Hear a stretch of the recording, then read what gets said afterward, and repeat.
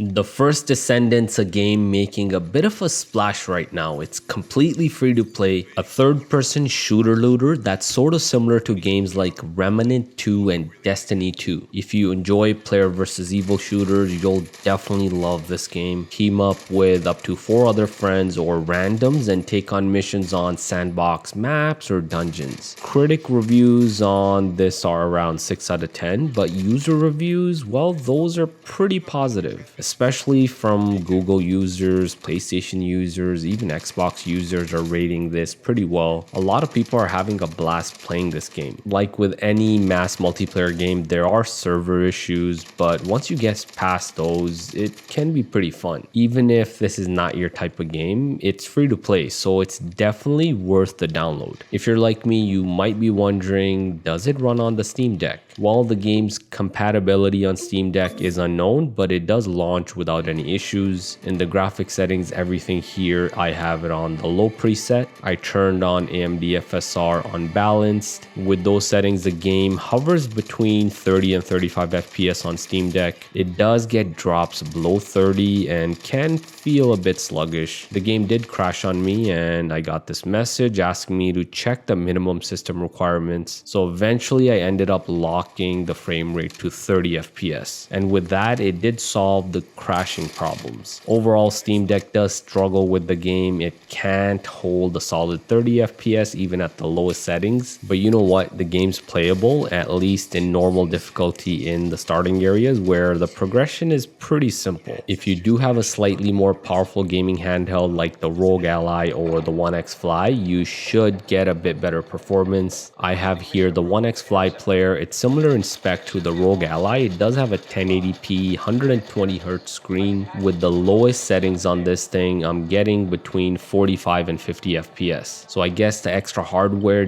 does help with the First Descendant. This game does also have cross-gen play and cross-gen saves as well. So you can play on your Steam Deck, play on your Xbox or PlayStation, and essentially carry on with all your progression. That's what you need to know about playing the First Descendant on Steam Deck. For the rest of the video, I have some more gameplay on Steam Deck as well as the One X Fly.